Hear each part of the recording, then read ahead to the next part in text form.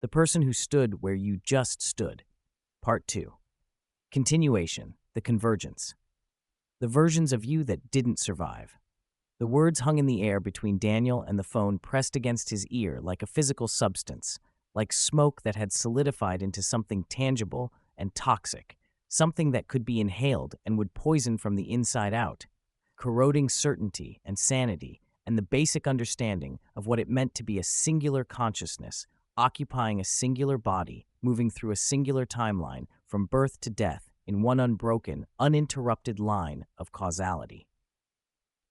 Those 7 words, simple in their construction, devastating in their implication, rewrote everything Daniel thought he understood about the nature of existence, about the permanence of identity, about the assumption that there was only one of him, and that one version was protected by the basic logic of the universe from encountering alternatives, from meeting the roads not taken, made manifest in flesh and memory, and the accumulated damage of futures that diverged from his own. Daniel stood frozen on the sidewalk, his body locked in place by a terror so complete it transcended the normal fight-or-flight response and entered a third state that human nervous systems aren't designed to process. A state of absolute paralysis born not from physical threat, but from ontological crisis, from the sudden understanding that the self is not singular, that identity is not permanent, that the person you believe yourself to be might be just one iteration among countless others, most of whom are already dead, already erased, already consumed by whatever force hunts variations through maze of branching timelines. The city continued its relentless mechanical symphony around him, cars accelerating and braking with their usual urban aggression, pedestrians flowing past him in rivers of purposeful movement, street vendors calling out their wares in voices that competed with traffic noise and distant construction, and all the other acoustic elements that compose the ordinary soundtrack of metropolitan existence. But Daniel heard none of it with any clarity, perceived it all as if through layers of insulation, as if his consciousness had retreated several steps back from his sensory apparatus and was now receiving information filtered and delayed and slightly distorted, the way sound travels through water or thick glass or the boundary between waking and dreaming. What do you mean the versions that didn't survive? Daniel finally managed to choke out, his voice barely functioning, throat constricted by fear and confusion, and the rising tide of nausea that accompanies the dissolution of everything you believe to be true about reality. How many are there? How many of me? And what killed them? What's killing them? The woman on the other end of the line drew a shuddering breath that carried through the phone connection with crystal clarity, a sound so intimate and so laden with grief that Daniel felt it resonate in his own chest, felt her pain transmit through electromagnetic waves and cellular towers and the invisible infrastructure that connected them across whatever distance separated her physical location from his.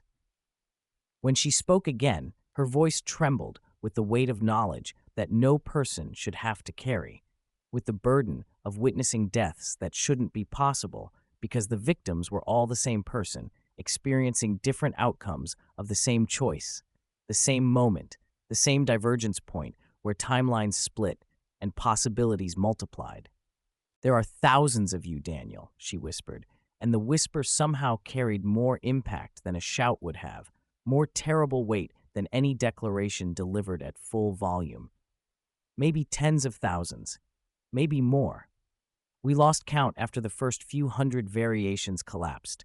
Every time you make a choice, every single time you decide to turn left instead of right, to speak instead of staying silent, to cross the street or wait for the next light, reality splits, creates a new branch, a new version of you living out the consequences of that choice.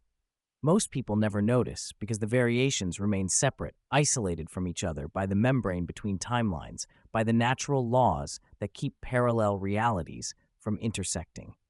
She paused, and Daniel heard her swallow hard, heard the effort it took for her to continue speaking these impossible truths, to serve as the messenger for information that violated every rational principle he'd ever accepted as foundational to his understanding of existence. "But something changed 3 weeks ago," she continued, her voice gaining a slight edge of urgency, of time pressure, as if she knew this conversation couldn't last much longer before something intervened to end it.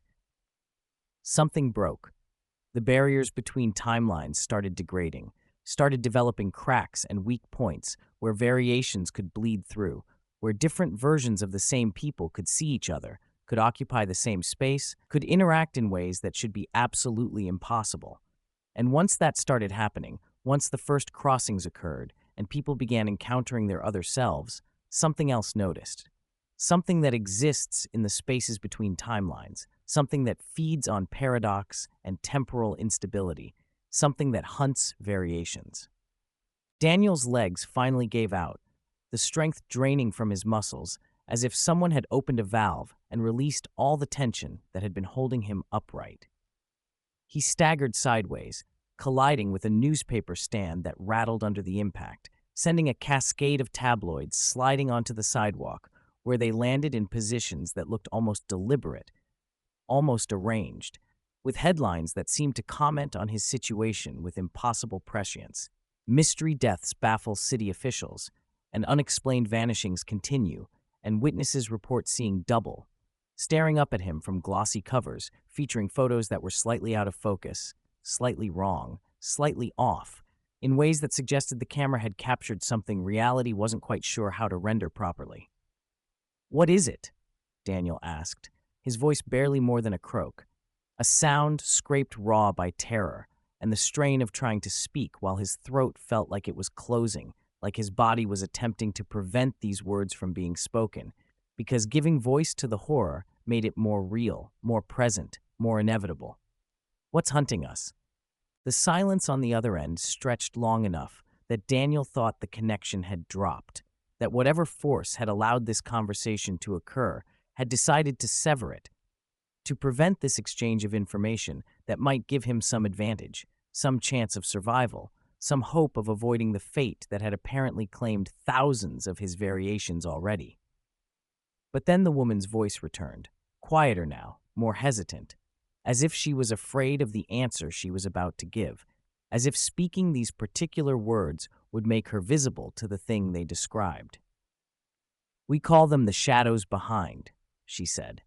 And even through the digital transmission of the phone line, Daniel could hear the capital letters in her pronunciation, could sense that this was a name that had been given with thought and terror, and the kind of reverence people reserve for things that are simultaneously real and too terrible to fully acknowledge. Because that's where they appear, always behind you, always in the space you just occupied, always standing where you stood moments before, wearing the outline of the person you were in that location, in that moment, but wrong. Fundamentally wrong. Like a photograph that's been developed incorrectly, where the image is recognizable but distorted, where the proportions are off and the colors don't quite match, and something essential about the humanity has been lost in the reproduction process. She drew another shuddering breath, and Daniel heard what might have been a sob being suppressed, might have been a gasp of terror, might have been both occurring simultaneously as her body tried to process emotions too large and too conflicting to express through any single gesture or sound.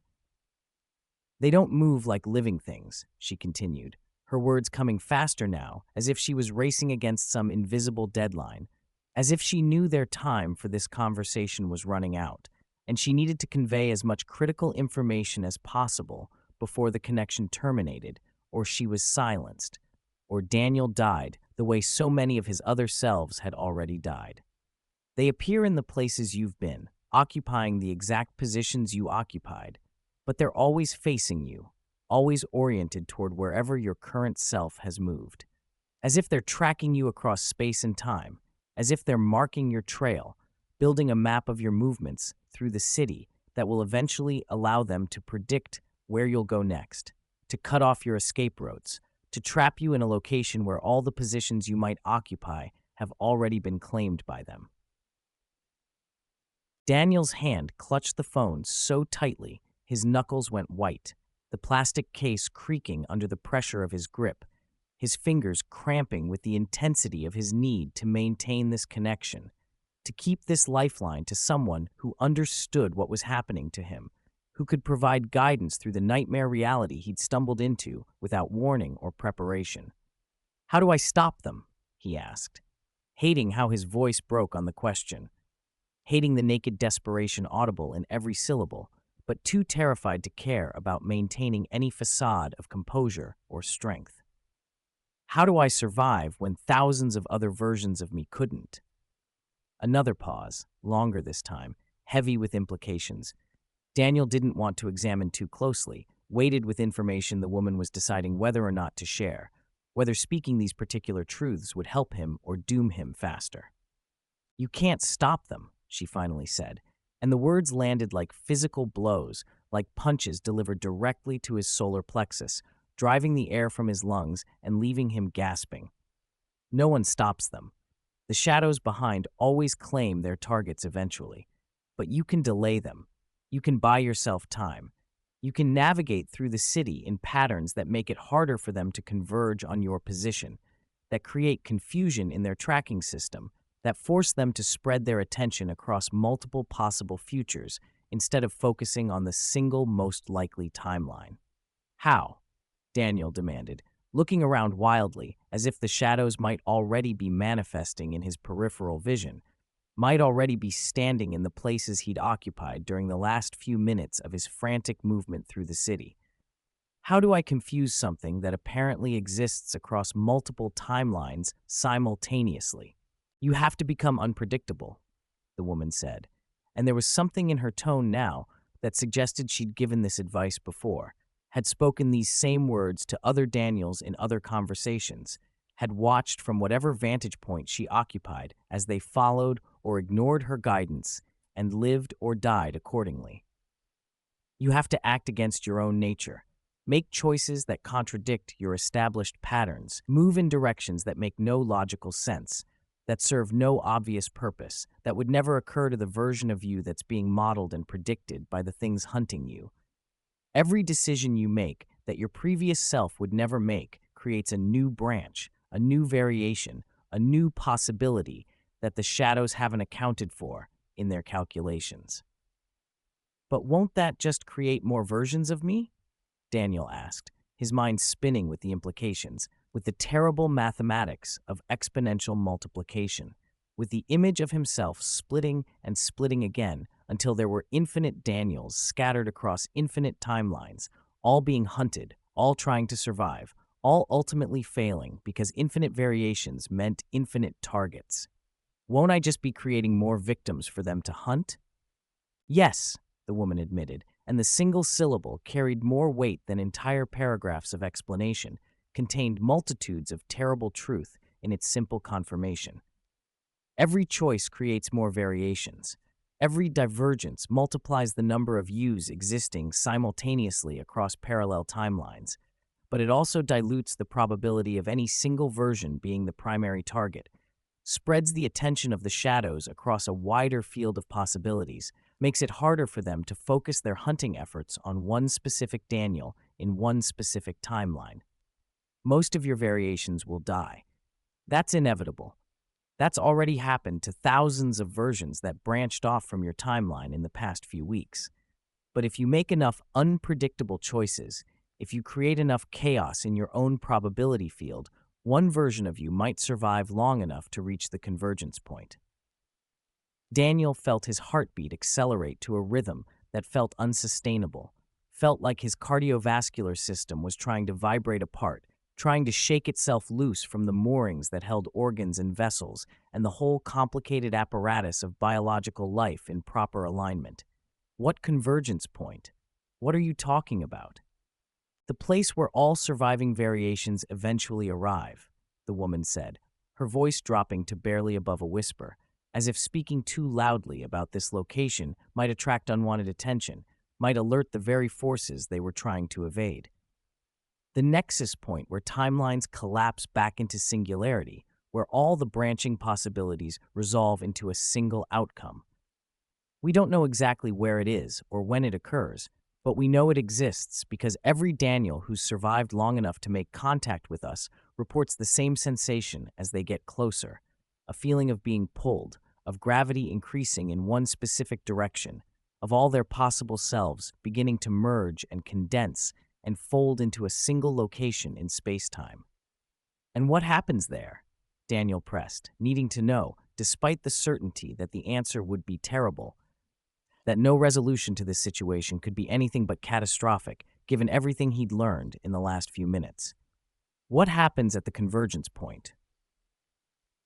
The woman's breath hitched, and when she spoke again, her voice carried a quality of finality that made Daniel's stomach drop, that triggered every warning system his nervous system possessed. We don't know. No Daniel has ever made it past the convergence point and returned to tell us what happens. Everyone who reaches that location disappears completely, not just from their own timeline, but from all timelines simultaneously.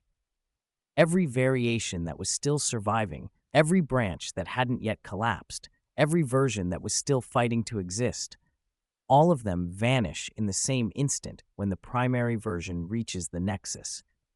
It's as if the convergence point is the end of something, the termination of the entire probability field that contains all your variations, the moment when the universe decides it can't sustain this many versions of the same consciousness and forces a resolution. Daniel wanted to scream, wanted to throw the phone and run in any direction until his legs gave out and his lungs collapsed and he could no longer maintain consciousness, as if unconsciousness might provide some escape from this nightmare, some refuge from the terrible knowledge that he was not singular, that his death had already occurred thousands of times in parallel realities, that his continuing existence was merely statistical noise, merely one surviving branch among countless dead ones, merely a temporary exception to a rule that was already claiming other versions of him in other timelines. But he didn't run, couldn't run. Because running without direction, without purpose, without understanding the rules of this new reality he occupied would just make him another victim, another variation that died confused and terrified and ultimately indistinguishable from all the others who'd failed to survive long enough to matter. "Tell me what to do," he said instead, forcing his voice into something approaching stability, trying to impose order on the chaos consuming his thoughts and his reality and his understanding of what it meant to be alive in a universe that apparently treated consciousness as infinitely reproducible and equally infinitely disposable. "Tell me how to survive until I reach this convergence point. Tell me what the other Daniels did wrong so I don't repeat their mistakes." The woman made a sound that might have been a laugh or might have been a sob, something caught between humor and despair, between hope and the complete absence of it. Most of them tried to go home. That was the first mistake. They thought if they could just reach a familiar location, a safe space, somewhere they felt protected and secure, they could hide from what was hunting them. But the shadows appear where you've been, which means going home just fills your apartment or house with versions of them, creates a concentrated field of hostile presences in the exact location where you're trying to take refuge. Every room you walk through spawns another shadow. Every position you occupy for more than a few seconds creates another marker for them to follow. Your home becomes a trap, a cage you've built for yourself without realizing it. Daniel nodded even though she couldn't see him, the gesture automatic, his body performing familiar social responses even as his mind struggled to process information that violated everything he'd thought he knew about the basic structure of reality. "So I need to keep moving. Never stay in one place too long. Never return to locations I've already been." "Yes," the woman confirmed. But that's only the beginning. The second mistake most Daniels make is following logical paths, moving from point A to point B in straight lines or predictable patterns. They choose destinations that make sense given their current situation. They head toward police stations or hospitals or the homes of friends and family, places where they think they might find help or protection, or at least witnesses who could verify what's happening to them. But the shadows don't hunt randomly. They predict trajectories based on personality, habits, established patterns of behavior. If you act like the person you've always been, if you make the choices that version of Daniel would make, you're giving them a map of your future movements, allowing them to position themselves along your probable path, to cut you off before you reach whatever destination you're traveling toward. So I have to act crazy, Daniel said, the words tasting strange in his mouth, feeling wrong even as he spoke them, as if articulating this strategy made him complicit in his own dissolution, in the erasure of the person he'd been before this morning, before he'd seen his future self standing at the intersection, before reality had revealed itself to be far more fluid and far more dangerous than any nightmare his unconscious mind had ever generated. I have to make choices that don't make sense, move in directions that serve no purpose, become someone I'm not. You have to become someone unpredictable, the woman corrected gently, and there was something almost maternal in her tone now, something protective and sad and resigned, as if she'd had this conversation many times before and knew how it would end, but felt compelled to offer guidance anyway, to give each variation the same information and the same chance, even though most would fail. Even though the survival rate was so low, it barely registered as statistical possibility. You don't have to become someone else entirely. You just have to access the parts of yourself that you normally suppress, the impulses you usually ignore, the choices you've always rejected in favor of more logical or socially acceptable options. Every person contains multitudes of possible selves. Most people spend their entire lives expressing only a narrow range of that potential, following established patterns, maintaining consistency, being predictable. But you can't afford predictability now. You need to let all the suppressed versions of yourself emerge. Make the choices your normal self would never make. Go to places you've never been. Talk to strangers, break your routines, act on impulses, become chaos. Daniel closed his eyes, trying to imagine what that would mean in practical terms, trying to envision a version of himself that operated without the constraints of habit and social conditioning and the accumulated weight of 32 years of learned behavior patterns. It felt like being asked to dismember his own personality, to take apart the carefully constructed identity he'd spent 3 decades building and scatter the pieces across the city in random patterns that made no coherent sense, that served no purpose except survival of the most immediate and animal kind. "How long do I have?" he asked, opening his eyes again to find that the city around him had changed in subtle ways during the brief time his eyelids had been closed, the light falling at a slightly different angle, the shadows elongating in directions that didn't quite match the sun's position, the colors slightly more saturated or slightly more washed out, depending on which direction he looked, as if reality was having trouble maintaining consistency, as if the multiple timelines were bleeding through each other with increasing frequency, creating overlaps and contradictions and visible glitches in the supposedly stable facade of physical existence. "Until what?" the woman asked. "Until the shadows converge on your position? Until you reach the nexus point? Until your timeline collapses completely?" "Any of those," Daniel said, hearing the edge of hysteria creeping into his voice, despite his efforts to maintain composure, despite his determination to treat this like a solvable problem rather than an existential crisis that had no solution, only temporary delays and ultimately inevitable conclusions. "All of them. How much time do I have before this ends?" The woman's silence stretched long enough that Daniel thought she might not answer, might have decided that some information was too demoralizing to share, too devastating to speak aloud, even to someone who was already living through a nightmare beyond normal human comprehension.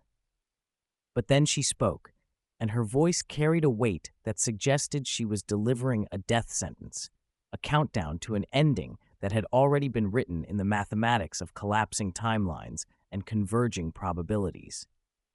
Based on the data from previous Daniels, most variations survive between 2 and 8 hours after the first crossing, she said, each word carefully measured, delivered with the clinical precision of someone reporting scientific findings, as if maintaining emotional distance from the information might make it less terrible, less final. A few exceptional cases have lasted up to 14 hours.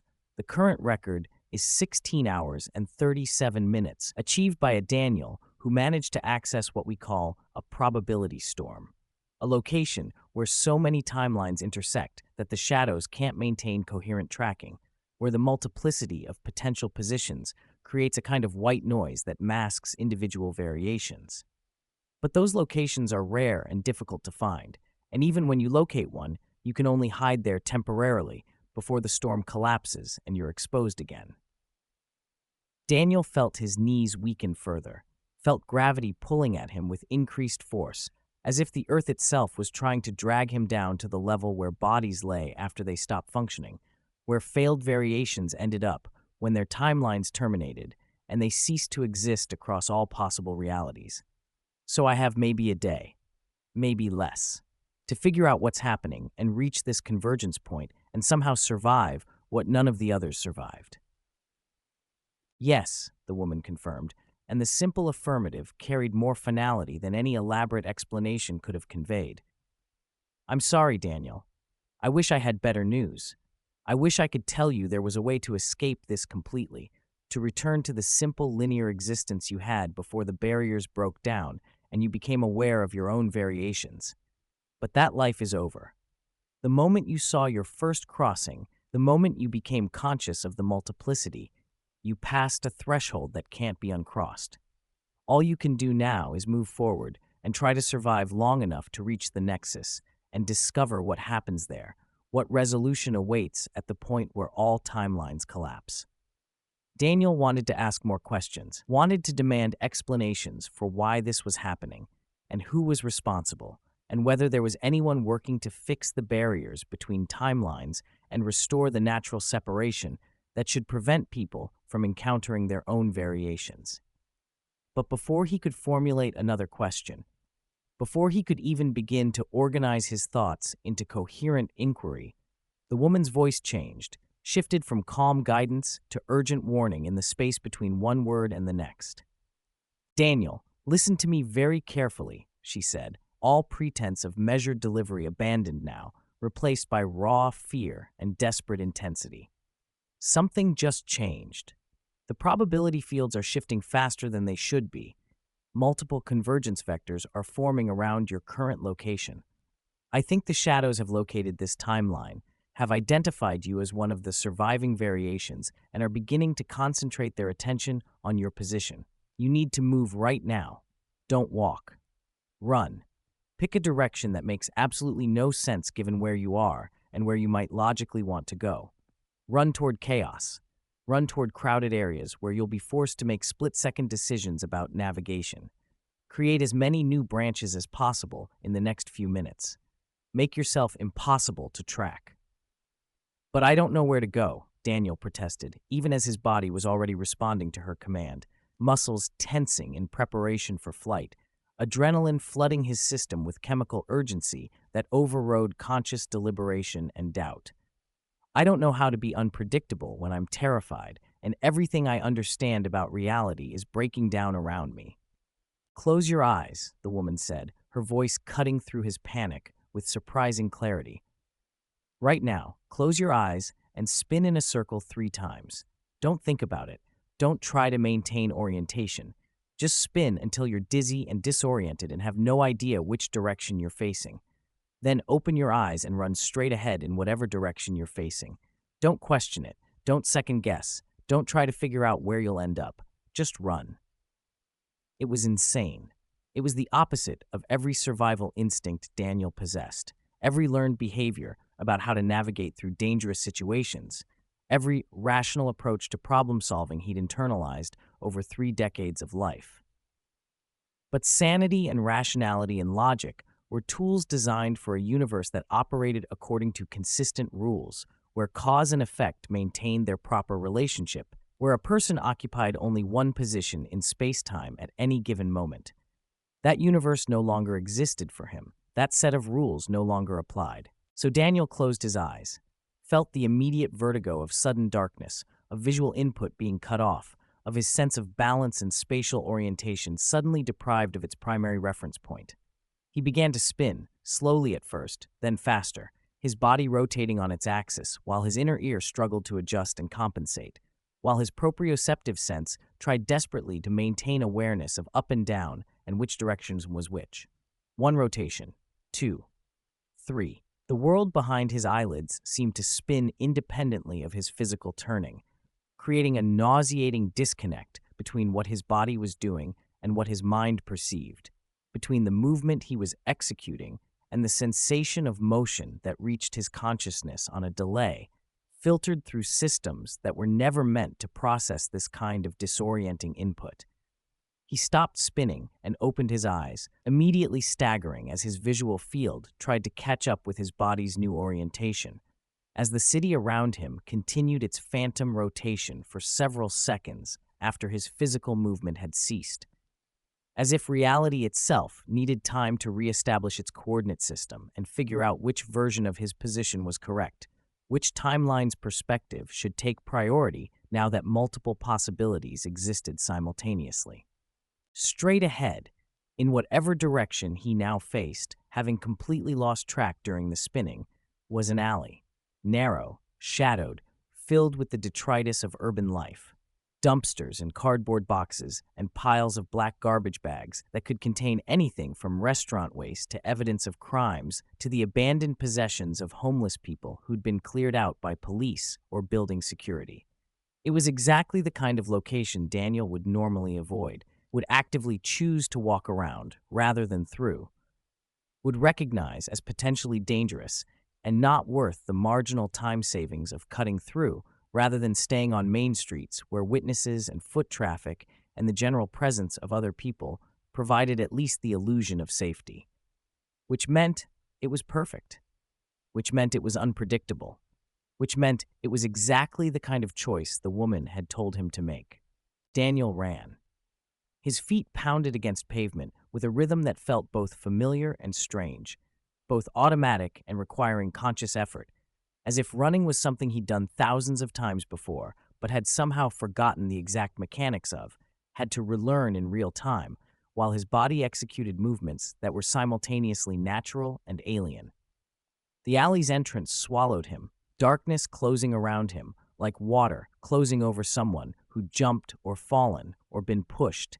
And for several seconds, his eyes struggled to adjust from the relative brightness of the main street to the shadowed passage between buildings where afternoon sun never quite penetrated, where the only illumination came from reflected light bouncing off windows and metal surfaces, and the wet patches on the ground that might have been recent rain or might have been something else, something less innocent, something that explained the faint smell of copper and decay underlying the more obvious sense of garbage and urban grime.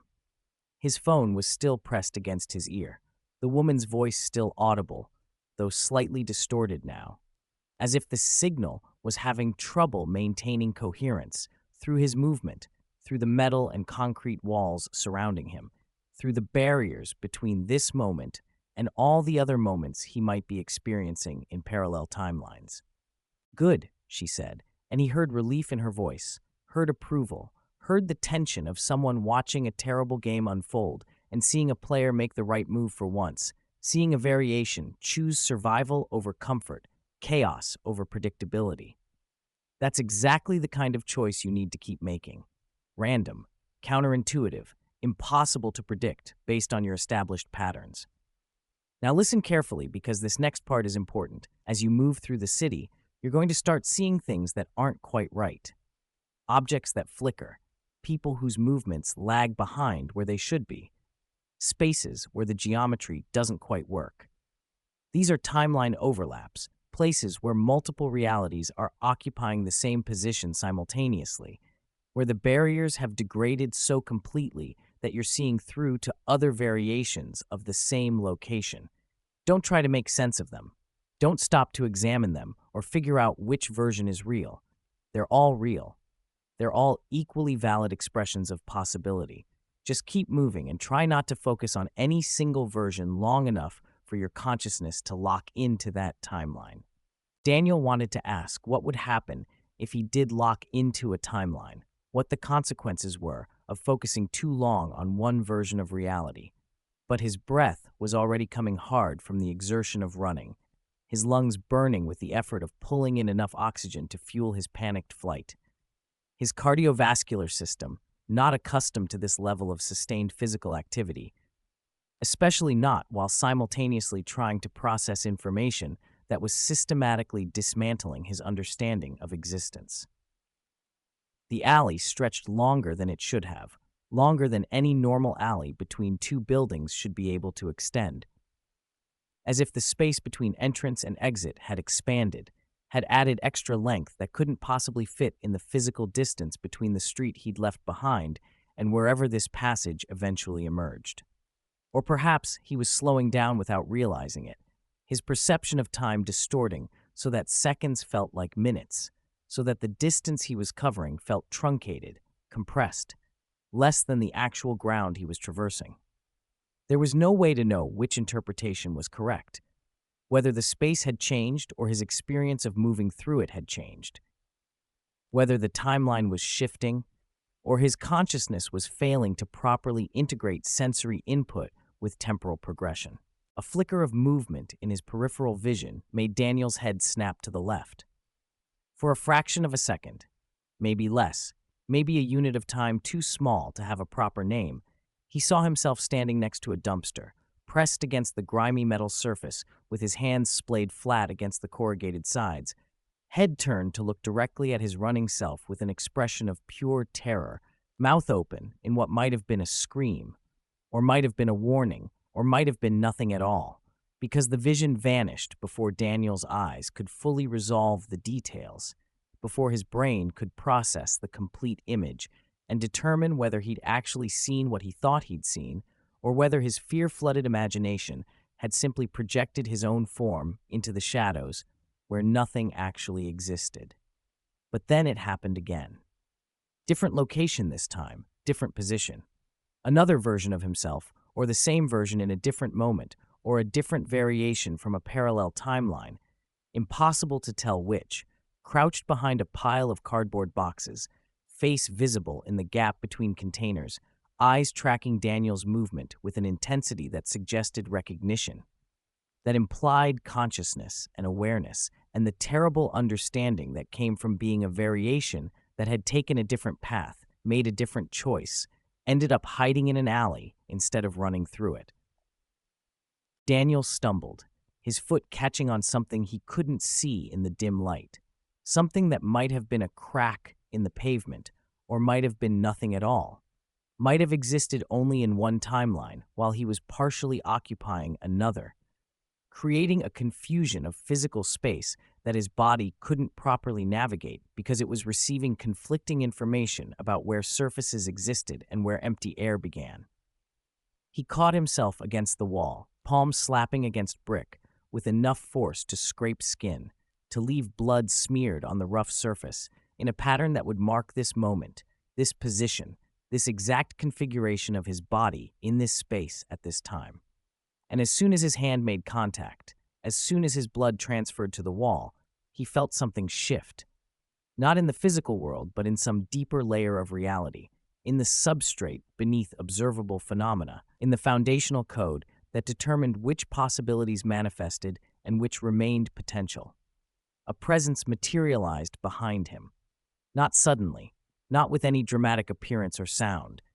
It simply became real in a space that had been empty a moment before, condensing out of probability and shadow and the accumulated weight of all the positions Daniel had occupied during his flight through the alley.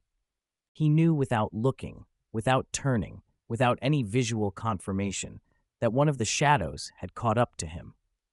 That something was now standing in a position he'd occupied seconds or minutes ago, wearing the outline of his form but emptied of humanity, hollowed out and filled with something else, something that hunted variations across collapsing timelines and claimed them with a patience that had nothing to do with urgency because, from the shadow's perspective, the outcome was already determined, the hunt already concluded, the capture already accomplished in the mathematical certainty of converging probabilities. "Daniel, are you still there?" The woman's voice crackled through the phone, distorted now, breaking up as if the signal was being interfered with by something more than just physical obstacles and electromagnetic interference, as if the very presence of the shadow was disrupting communication, was creating zones of disruption that extended beyond physical space and into the infrastructure of connectivity that linked people across distances. "Daniel, I lost your signal for a moment. Tell me you're still moving. Tell me you haven't stopped." But Daniel had stopped, was frozen in place by the knowledge of what stood behind him, by the terrible certainty that turning around would force him to see something his mind wasn't equipped to process, would confront him with a version of himself that had been copied and corrupted and transformed into a hunting mechanism that existed only to terminate the variations it tracked. "There's one behind me," he whispered, his voice barely functioning, throat closed around the words, as if his body was trying to prevent him from speaking, from confirming, from making real through vocalization what his other senses had already detected. "I can feel it. One of the shadows. It's standing right behind me." The woman's sharp intake of breath transmitted clearly through the phone despite the signal degradation, and in that sound, Daniel heard confirmation of his fear, heard validation of the presence he'd sensed, heard acknowledgement that what he was experiencing was real and immediate and potentially terminal, depending on how he responded in the next few seconds. "Don't look at it," she said urgently. All other priorities abandoned now in favor of this single critical instruction. This one rule that apparently mattered more than any other piece of guidance she'd provided.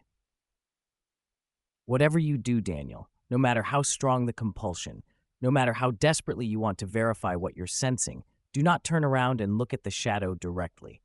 The moment you make eye contact with one of them, the moment your consciousness fully acknowledges their presence and accepts their reality, they can lock on to your specific timeline with absolute precision. They can follow you through any number of reality branches, can track you across any distance, can anticipate your movements with perfect accuracy, because by looking at them directly, you've created a connection, a link between your consciousness and their hunting mechanism that persists across all variations of your possible futures." Daniel forced himself to breathe, to pull air into lungs that felt paralyzed by fear, to oxygenate blood that needed to keep flowing to his brain, to maintain the physiological processes that,